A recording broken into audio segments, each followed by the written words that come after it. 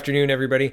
This morning, I incorrectly reported that Maxime Bernier was the only leader who was talking about birth tourism. That was wrong. The CPC talked about it and voted on it at their convention in August, and that set off a media firestorm and lots of people criticizing them, including this report in the National Post. It says Chris Shelley, Chris, maybe Canada has a birth tourism problem after all, and I'll scroll down to the NDP and Gerald Butts tweeting about it. The first is the NDP tweet. CPC 18 delegates voted in favor of ending birthright citizenship for children born in Canada unless one parent is Canadian or a permanent resident. Even Trump has resisted this idea. The NDP unequivocally condemn the division and hate being peddled by Andrew Scheer and the CPC. And Gerald Butts said, the Conservatives did something remarkable in Halifax. They committed to give the government the power to strip people born in Canada of Canadian citizenship. Read this thread for a vivid real-life example of one of the many reasons that's a deeply wrong and disturbing idea. Well, my other video goes through what's actually happening right now, and there's quite a robust birth tourism industry set up in Canada where people fly in, have their baby, get their baby's passport, and then fly back to whichever country they've come from, some from China, some from other places, and there are examples in the other video. And the reason that's a problem is the Liberals' new election law, C-76, and I haven't done an in-depth video on this yet, and I'm going to. It's on the list. There are many, many things on the list, and it's growing. But Bill C-76 allows foreign Canadians to vote in elections. So how many of these babies are going to be voting, right? And by babies, I mean, of course, once they're of legal voting age, right? Possibly Trudeau's policies will be repealed by then, but maybe not. And if not, we have a whole lot of babies who have never lived in Canada who have a claim to Canadian citizenship because of our laws. Are you sick of the censorship online? I was, and so I created CanadaPoly.com and our forums. Come and have a conversation that won't be censored about Canadian politics. I'm really interested. We'd love to have you join us, so please do come and join us. All right, on to today's video point. Well, first to correct my mistake from this morning. Sorry about that, everyone. And an Andrew Scheer tweet roundup. So this is important. He is the leader of the Conservative Party and realistically best chance at this point in time to replace Justin Trudeau as the Prime Minister of Canada. All of that said, we've got 10 months to an election, so there's a lot of time between now and then, but I'm CanadaPoly.com. This isn't a Maxime Bernier channel, and we're covering everything about Canada. So here we go. Andrew Scheer tweet roundup. So Andrew Scheer rang in the new year with tweets criticizing Justin Trudeau's carbon tax. Quote, Trudeau is ringing in the new year with his carbon tax. As it kicks in this year, life will get more expensive, including the price of gas, groceries, and home heating. When I become PM, Canada's Conservatives will stop it. Watch my press conference live on Facebook, and you can go see the press conference here. Another one of Mr. Scheer's planks, and his biggest one unveiled so far, well, this one and I guess the policy against the Global Compact on migration, those would be two big planks in my opinion, but this is the police one, Safer Canada, that's what he's rolling out. And as the country gets flooded with illegal border crossers, things seem to be more unsafe, so hopefully this message resonates better than it did during the Toronto municipal election, because the tough on crime message went, well, I mean, it got Faith Goldie the third, I suppose, but third isn't where we want to see anybody other than Justin Trudeau, right? Okay, so here's Andrew Scheer. It says, let's give police the support and resources they need for a safer Canada, hashtag a safer Canada. And it says Andrew Scheer's plan to help police protect Canadians. 1, new funding to fight gangs. 2, create a police infrastructure grant program. 3, better information sharing to solve gun crimes. 4, stronger background checks for gun licenses. 5, more support to keep young people from joining gangs. 6, make prison time meaningful. Make prison time meaningful? What does that mean? So I have a lot of questions about this plank. I feel like there's a lot of fleshing out to do with regard to, I mean, funding. Like the first two relate to funding, and information sharing to solve gun crime sounds like a privacy nightmare. Stronger background checks for gun licenses sounds like, well, I've looked into getting my PAL license, which is the part of the like hunting license to get a long gun or something to that effect. And it's already pretty stringent. More support to keep young people from joining gangs. I'd be interested to hear a speech just focused on that. What are your suggestions, and what are your ideas, and what concrete measurement things are you going to put forward to ensure that the supports you're putting in place are actually doing what you think they're going to do? For far too long in Canada, politicians come out with ideas and then we sign big directional papers and whatever, and then all of a sudden a bunch of money goes into a big hole and we're left with nothing. We'll get there at the end of the video, right? I'm talking, of course, about our giant deficit with nothing to show for it, Mr. Trudeau. Okay, but so that's Mr. Scheer's a Safer Canada plank. It's a good start. We're, again, 10 months away, so there's a lot of room for movement here. I've got a lot of questions, as I always do, but it's a good start.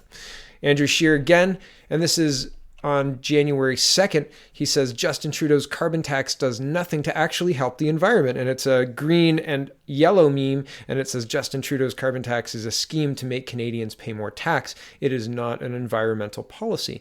And yeah, that's very true. I've done multiple videos where I've shown that the United States, which is not a signatory to the Paris climate deal, and Mexico as well, both non-signatories, their emissions went down. And BC, who of course is Canadian and so a signatory to the Paris Climate Agreement, has had a carbon tax since 2008, I believe. And between 2008 and 2015, they've had no meaningful reduction in CO2. So it's one of those things that doesn't work.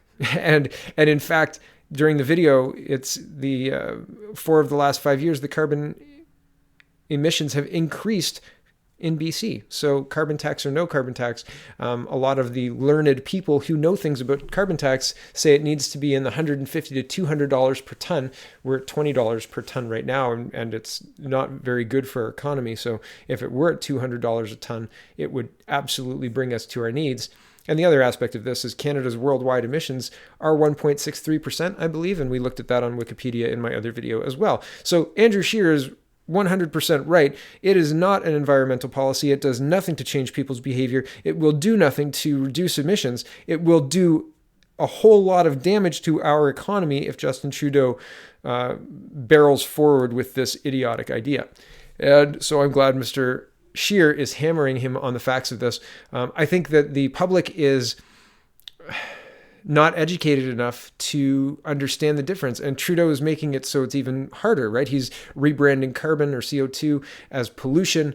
He's not calling it a carbon tax anymore. He's calling it a pollution tax. It's hard to argue with people against pollution, right? Because pollution is bad. We've all grown up with the pollution is bad by rote, essentially. We've all learned it. And of course, pollution is bad, right? You don't want to pollute where we live and eat and sleep. It's our planet. It's our world. We want it to be around for generations to come. But when you have an argument, stifling the opposing side by confusing words is a sneaky way to not have the argument and not really win either, right? Like, you don't win the conversation when you don't have it. And that's kind of what Justin Trudeau is trying to do. He's trying to say, we're putting a price on pollution. Yeah, well, it doesn't work, and it doesn't do what you're saying it does. All it does is make everything more expensive, and that's a negative thing for most Canadians. So yeah, Andrew Scheer's right, and tweeting out a meme. And again, there's no share if you agree. There should be, but whatever. I'm beating that dead horse. Okay, Andrew Scheer is also tweeting, and this is January 2nd in the afternoon. This is a 5-minute montage of Mr. Scheer asking Mr. Trudeau not very difficult questions. And questions like, what date will the budget be balanced? Because in 2015, he knew that 2019 we'd have a balanced budget. And he knew that we would be posting moderate deficits, right? No more than $10 billion. That's what he promised in 2015. And so he can't defend his position because his position isn't defensible. He's just gone on a spending spree, and we have literally nothing to show for it. So this is Andrew Scheer, quote, "I don't get it. These aren't trick questions. And if we had a competent government, they wouldn't even be difficult questions. Trudeau inherited a booming economy and has squandered it all. It's time he gave Canadians some real answers." And before I got derailed by a knock at my door, I was saying that the 5-minute montage is worth watching. I've shown all of these clips throughout the last couple of weeks. So if you've been watching my channel, you've seen them, but it's worth it to revisit, but I'm not going to revisit them today. So I like the Twitter strategy so far, hitting Trudeau on multiple angles, and all of them valid criticisms and concerns. Andrew Scheer again, and this is this morning, 7:05 a.m. He says, quote, 2040, that's the year the Trudeau Liberals might balance the budget according to a Department of Finance report quietly released the Friday before Christmas. Trudeau is planning to steal from Canadians for decades to pay for his out-of-control spending today. That is wrong. Okay, before Trudeau came to power, we had a surplus. That means we were taking in more money than it cost to manage our debt, right? So we were saving money, or could pay down the debt or whatever, but we didn't have a deficit. We had a surplus. And instead of that surplus and that booming economy, Trudeau spent through the surplus, spent through the small deficit that he said he was going to run. And now we won't be balanced until 2040. And that's incredible. And here's the meme. And here is Andrew Scheer, and this is today at 10:15. It says, never before has a government spent so much money to get so little done for Canadians. And this is the point I've been making for the whole video. It's a Sun editorial, and we'll read it. It says, all those deficits and nothing to show. The Liberals were the third party when the 2015 campaign began and stayed there for the first half of the long election campaign. The momentum was with NDP leader Tom Mulcair, and early on, Trudeau had failed to differentiate himself.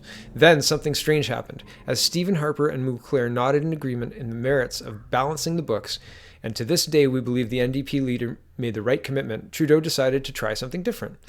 The then Liberal leader promised to run 3 years of modest deficits, no more than $10 billion per year, to jumpstart the economy.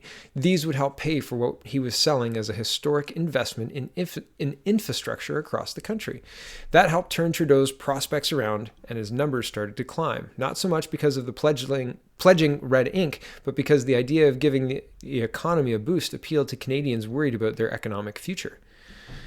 Nice idea, we suppose, but the numbers are now in, and it looks like Trudeau's original commitment to Canadians has failed to deliver.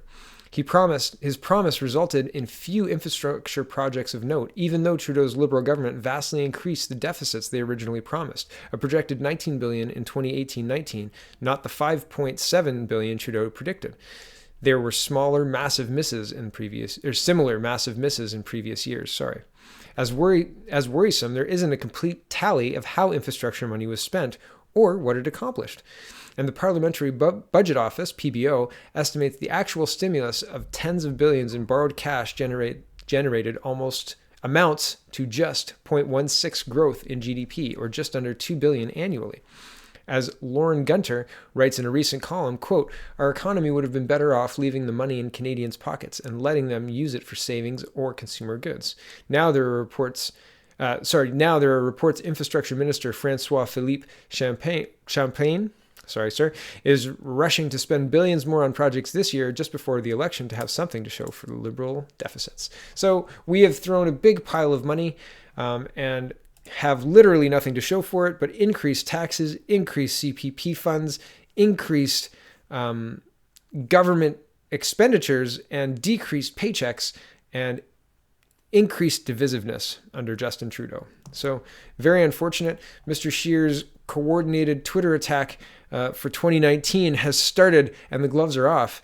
It is very clear we're in an election year, and it's going to be a wild ride from now until October. Stay tuned. Thanks for watching, everybody.